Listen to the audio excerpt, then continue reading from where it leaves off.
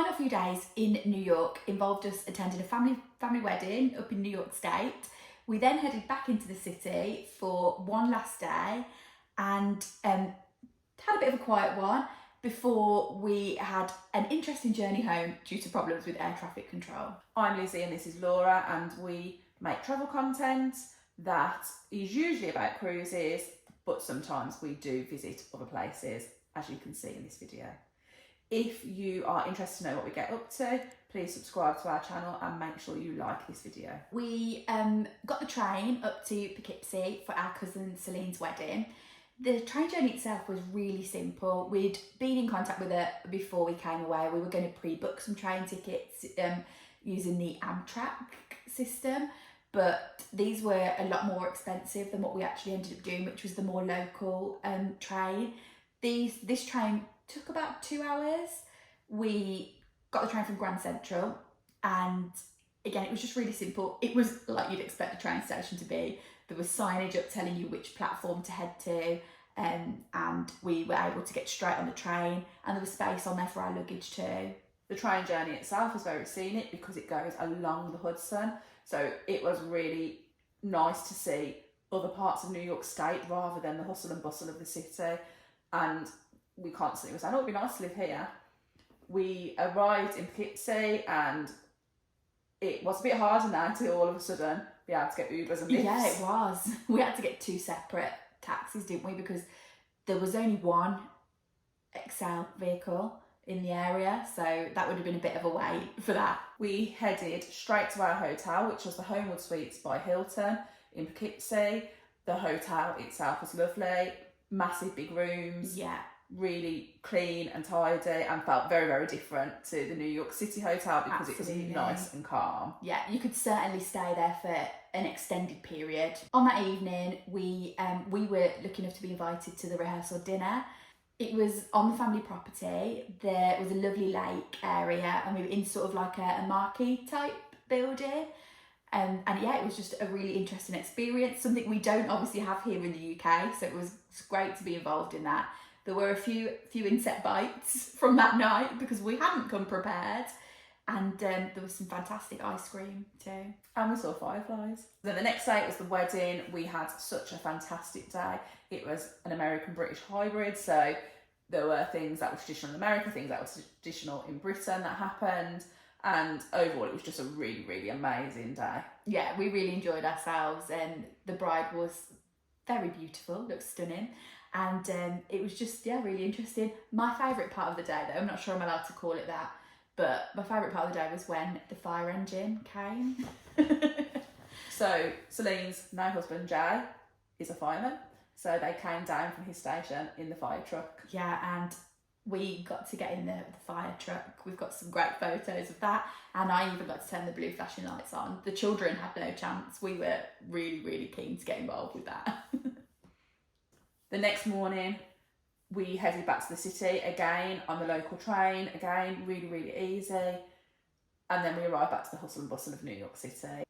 We left the station to try and find a taxi, and there was a few yellow taxis waiting, but most of them would only fit 4 people in. And this driver kept on insisting that it was big enough for the 5 of us. It definitely was a 4-people taxi. It fit all our luggage in and we fit in, but there wasn't really sandwiched sandwiched in. Yeah. What we were planning to do was put the luggage and most of the group in the taxi, and then a couple of us were going to walk back to the hotel because it wasn't that far of a walk, but we squashed it in. We are now stopping at a different hotel, so we are stopping at the New Yorker for one night. We were a little bit earlier than check-in time, and once again there wasn't an issue with us checking in early. She tried desperately to find us 3 rooms next to each other but couldn't, so we ended up with some nice upgrades. Yeah, she said because she couldn't get us rooms together, she was going to upgrade us instead. We had genuinely booked the cheapest rooms in the hotel, like the smallest types of rooms that you could get. We were only staying there one night and we had no sort of expectation, but we were amazed to find out that we'd been upgraded to a suite with a terrace with an Empire State Building view, which was, you know, really special and not something we expected.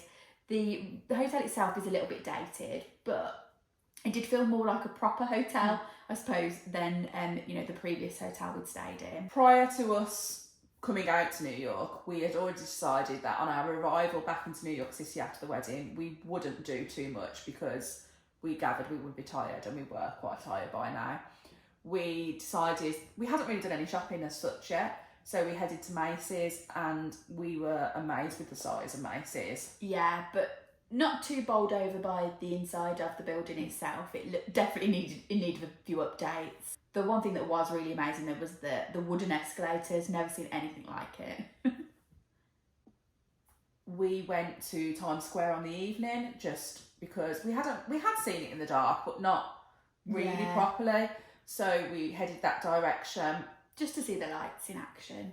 And then when we'd been in the Beer Authority on the previous night, we had seen really good food coming out, so we decided that is where we would go to eat for the night. And the food in there definitely didn't disappoint us. It was really, really good. The menu was quite varied, to be fair.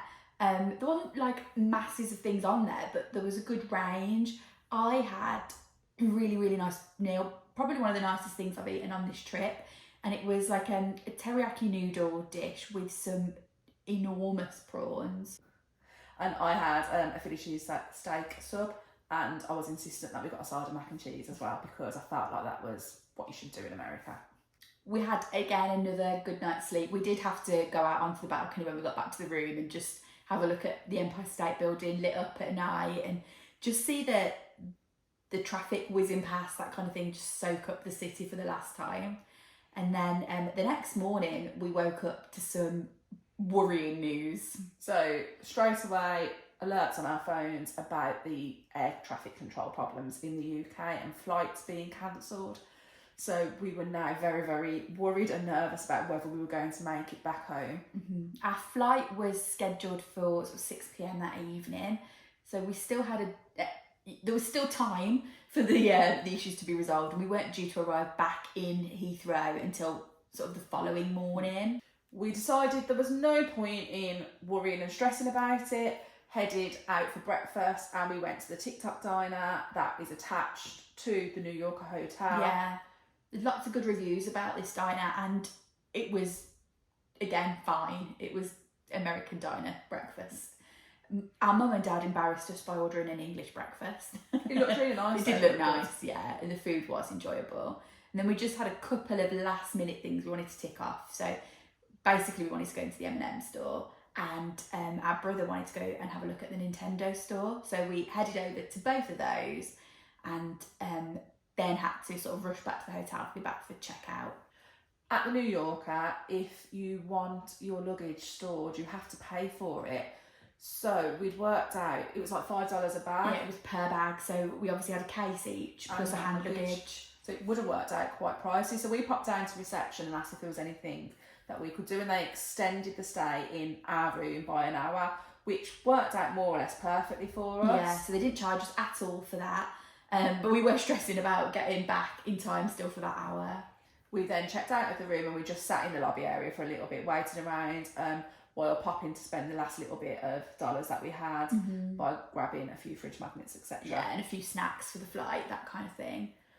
One of the doormen then sorted us out a taxi, a yellow cab that was actually the right size and fitted us all into it, because he was straight away like, you'll struggle to get one for all of you, even though we'd managed everywhere else. And we headed to Newark Airport. When we got to the airport, we were a little bit earlier than the sort of recommended check-in time, but there was no issue with us doing the check-in and dropping our bags. We the United app actually is really good because it shows where your plane is coming from. So we actually knew that there were probably going to be some problems at this point, because we knew that there was a delay on the flight coming to us. So we knew that the plane wasn't going to be here until essentially when we were supposed to already be on board. Once we had checked in and gone through security, etc., we tried to find somewhere to eat, and obviously it's a big airport, and we found like a food court type of area where you could get different things. So I ordered myself like a burger and chips, and Laura went off to order herself a pizza, and I'm surprised she even got it by now. Honestly, it was absolute chaos. The poor girl that was working in there was not, should we say, a pizza making expert, and she was, From what we could gather and from the moans that she was doing, she was just employed to serve on the till, but the other staff had sort of abandoned her, and there was, you know, a big trauma going on with her. But we did finally get the pizza. It wasn't the best, but she did try, bless her. We headed to the gate because we were worried about how big the airport was, and we didn't want to be like miles away when we got called. And we saw the plane that we were going to be getting on land. This point, it was supposed to be 12 minutes till takeoff when our plane was just landing and people were getting off it. So we knew we were definitely going to be delayed. While we were sat waiting to board, there was an offer over the tannoy of $500 for anybody that would get the next flight. We almost regretted it because we thought that flight might take off for 4 hours in the end. The flight before ours had been cancelled because of the air traffic problems in the UK. Once we were on board the plane, there was another delay because somebody's seat was stuck in the recline position. So we had to wait for maintenance to get on board the aircraft and resolve that problem before we could take off. By the time it took off, we were just glad to be on our way home. Yeah. The flight itself wasn't as comfortable as the journey out. Again, there was a bit of turbulence. The seatbelt sign was on for a good portion of it. And the drink service wasn't very good on this flight. We were parched, shall we say. Because it was classed as a red-eye flight, I'm presuming they just presume most people are going to sleep. But obviously you're still on New York time, so it's not actually bedtime yet. Yeah, so we didn't manage much sleep.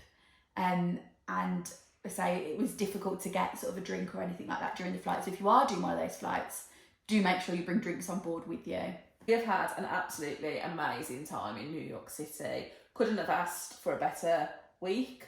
Family wedding was brilliant, and then getting to see the sights, and we genuinely really want to come back to New York again. We would love to do a cruise out of New York City.